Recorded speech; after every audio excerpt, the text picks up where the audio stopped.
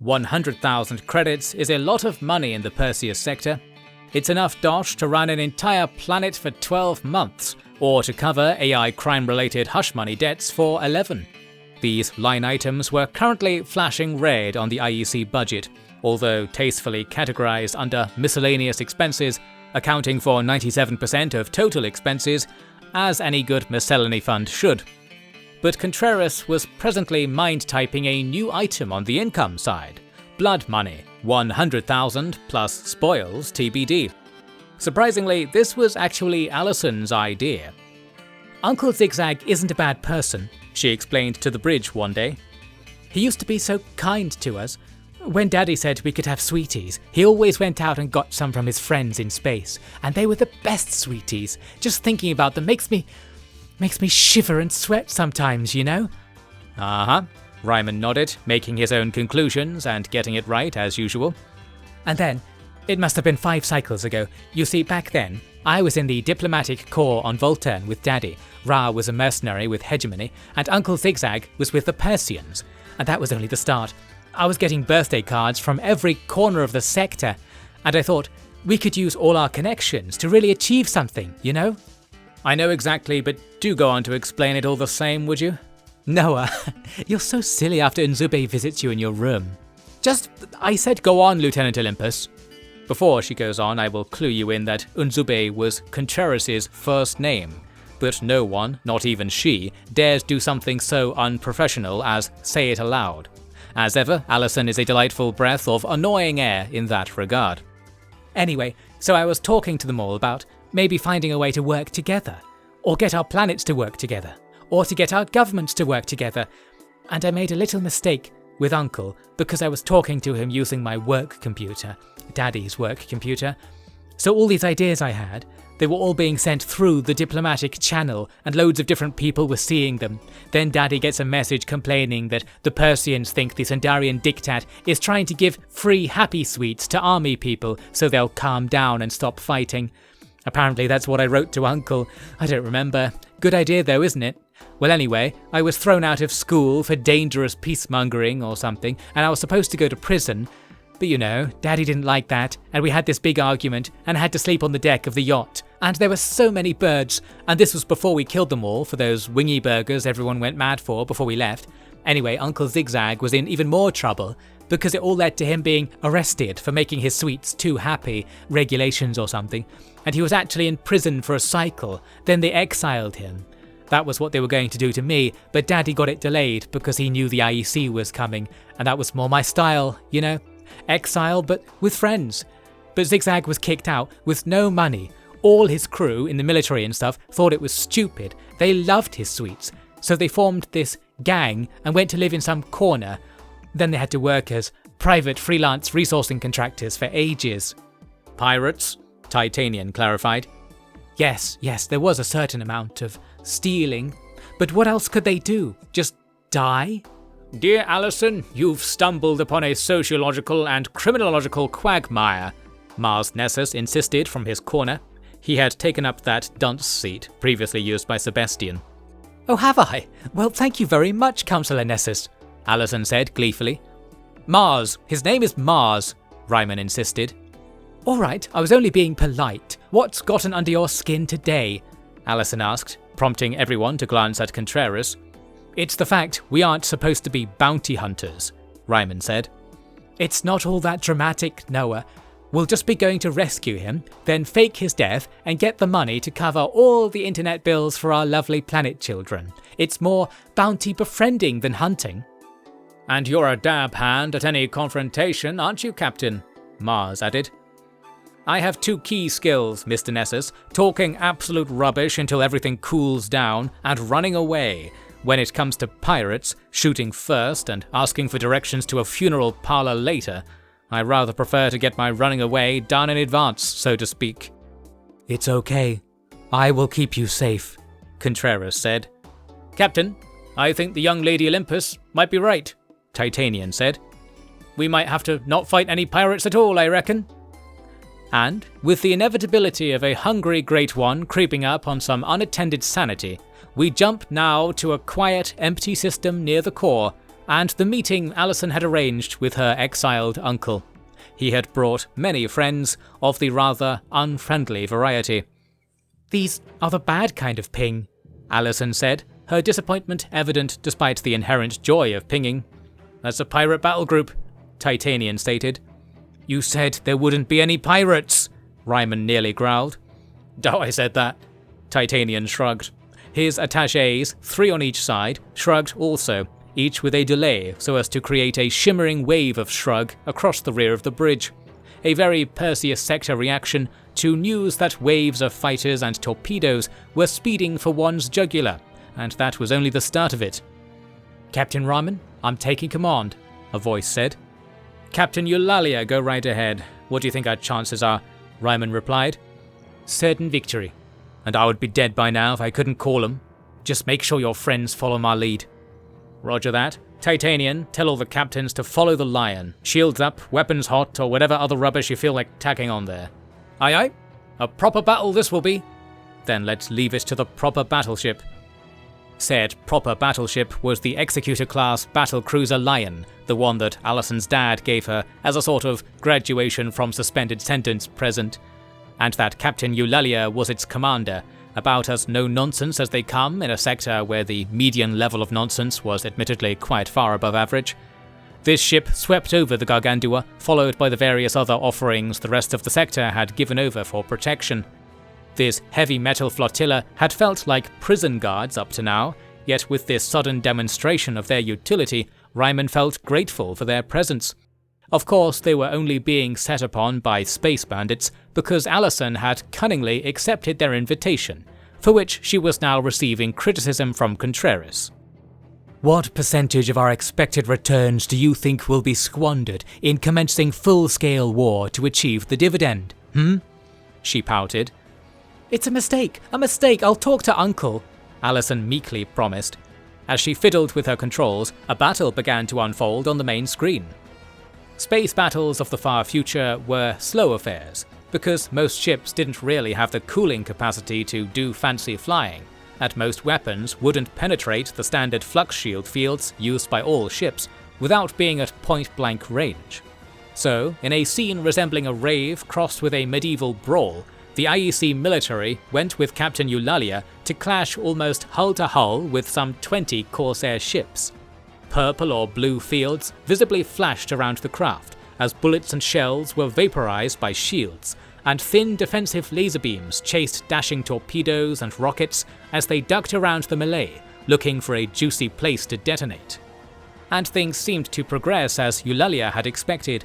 These pirates had been expecting a more civilian kind of prey, and the Lion's massive railguns were soon penetrating antimatter reactors left, right and center. This prompted dramatic white explosions, followed by fiery novae as the ship's oxygen went up. "Uncle, what are you doing?" Allison shouted when she finally got a call through. "I'm sorry, Allie," Zigzag's voice said back. "I tried to convince them, but as hard as it is to trust me, practically still a government man, it is beyond the imagination of these people to trust this whole IEC bag. But enough about that. How have you been?" "Oh, it's been marvellous, really. Everyone here's so friendly." "Olympus, stand your ships down before we bloody kill you all!" Ryman decided to interrupt before the distraction really built momentum. "We came here to take you on as allies. We need all your displaced people and grubby scum to go live in this horrid jungle we're working on." "As I said, how are they to trust you? There's a price on all our heads. That's the real reason you're here. You can say, oh, we'll fake your death and give you a new life. And what is the average spacer going to think about that? It's less biting the hand that feeds, more cutting off the hand that's been strangling you half your life." "Yes, well, little Allie didn't think of that, did she?" "She's too good for this world, as I'm sure you'll all agree." "So what? You're gonna let them kill themselves against our fleet? Which ship are you on?" "They're desperate. It's death here or death there, and revenge factors into things. I'm on the freighter. Don't worry about me. In fact, that's a torpedo going right into our hold, if I judged that rumble correctly." "Uncle, wait! We can save you!" Allison claimed. "Little Allie. In your old dad's ship, no less. You are a force to be reckoned with in so many ways. Actually, I'm in the rubbish-looking ship at the back because they won't let me in the expensive ones. A fine observation on the part of your masters. Is that the voice I heard before? Yes, me, Captain Ryman, the man who'd be your nephew-in-law if your brother in the Admiralty had his way. What? Zigzag said. What? Allison said. What? Ra said. Strangely, while Ra was only present via radio as usual, his signal was coming from the same ping as Zigzag's. Ah, Ra, you scamp! How the blazes are you on my bridge? Ra, how the blazes are you on his bridge? Ryman added. Noah, what was that you said? Allison tried to say, but Ra began ranting. I was lying in the torpedo tubes when suddenly... Stop destroying our money! Contreras boomed. I believe it was directed at everyone present, each for a different reason. Yes, ceasefire, friendly fire, don't kill Ra, not even by accident, alright? Ryman said, with a detectable trace of reluctance. Can you just surrender? The bounty is on you personally, Zigzag. Let your crew off the hook. No, onto our hook. We'll give them homes. And if we actually just kill them, that's hardly different than what we're doing here. Thanks for not killing me too, Ra said. And I suppose me too, Zigzag said. I have tried what you suggest already, but as you say, the present course of battle is persuasion unto itself. We're supposed to be saving humanity in the short term, to buy some time, so maybe we can save it in the long term too, but that's a whole different story. All these people are floating around out here because there's no place for them in the Corps, right? There are other reasons, but one might put it that way if they were feeling exceedingly generous. Then all praise the Pope, for he will generously let you work in a sludge-clearing camp on a distant planet if you're willing to keep your mouth shut and generally pretend you're government-approved colonists. Are you not the government? You know what? I think I am. Then it's all legal. I will tell everyone they've been pardoned and given free real estate to make up for the many false trials and misunderstood murder-esque occurrences that led them here. We've all been there, and never has that phrase been truer, Mr. Olympus. Oh, we're a right ruddy bunch of leftovers, aren't we? Always and forever, such is our creed. Just one more thing. A big thing, is it? A thing of size yet to be assessed. Our treasurer. Here, she's beside my mouth already, so might as well let her say it. We must reclaim your fleet to pay for damages and fuel, Contreras said. Please surrender yourself to my inspection team, who will assess your value and parcel your assets accordingly. It's less painful than it sounds, Uncle. It's even fun sometimes, Allison commented. Yes, to the victor the spoils, though who is the real victor here? Let the accountants decide. I'll come over and see you, Allie. Thanks, Uncle. You have to meet Noah. He's a nice man, really. That reminds me, Noah, what was that about becoming his nephew in All's Well That Ends Well, to bed, battle fatigue and such? Ryman declared, storming through the door in the corner to the officers' cells and/or quarters. And there you have it, a half-peaceful and three-quarters hopeful solution to a tense encounter, with only a few more lies required to squeeze the blood money from the Persian League authorities, which would go straight into building the aforementioned sludge camps on the planet Remainder, the one-day will-be capital of the personal galactic government Ryman seems to have stumbled into establishing. And it's true that if you can get good enough at managing a load of ex-cons hauling wheelbarrows of sludge, you can probably manage a whole empire. For what is the ultimate purpose of a human other than to transport and indeed generate various sludges? Hence, the Pope's Sludge in the Woods Reformation program was surely the next step to re-civilizing the entire universe. However, aren't we forgetting something? A certain business concerning a certain sister space-time to the universe? Yes, neither blood money nor sludge money will buy you an escape from the warm embrace of the Great Ones, if they are real, of course. The thing is, there was a certain warm embrace that was acting a lot like that of the Great Ones, and incredibly, if you will believe me, this one time, I am not at all referring to anything to do with Contreras. I'm talking about the embrace of ropes and a black bag. Kidnappings, carried out by the Luddic Path to punish those who had, according to assorted ransom notes and their confusing hand-drawn diagrams, broken a deal with both Holy Lud and the unholy Great Ones. That this was going on was communicated to the IEC as a part of their fleet, including the Gargantua, returned to the core to sell off the large ball of scrapped Corsair ships they had in tow. It was happening to all kinds of people for all kinds of reasons, with the inscrutable salvagation of the universe cited as the noble cause. "Is that you, Ryman?" Provost Baird's voice said amid the relevant discussions. "Rude of you to not use my full title, but yes," Ryman replied. "I've got a job for you." "Not even going to ask how my current job is going. I'm an emperor or something now, as well as a pope." "Ryman, they took our research team. The secret research team." "The Luds?" "Yes. They have Professor Sebastian." "Ludital be damned." "That's precisely the problem. So keep your blaspheming to yourself." I appreciate it the most, after all. Poor Sebi. Hope he's okay. "Sebastian had been meddling with the Path. He thinks they're up to something. I think he's right. The Path found something about the AI, what they're up to. And I believe this might all be something pertaining to..." "The business concerning the anti-universe, got it. So we need him back." "Yes, you're very enthusiastic today." "I won a great space battle recently, actually." "We don't want a war. Get Sebastian back. Minimal killing, and the rest of his team if you can."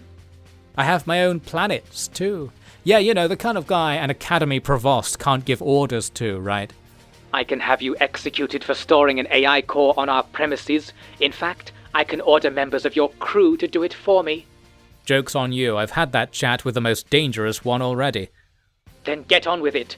We might not have much time before..." "Before they kill Sebi. They won't do that.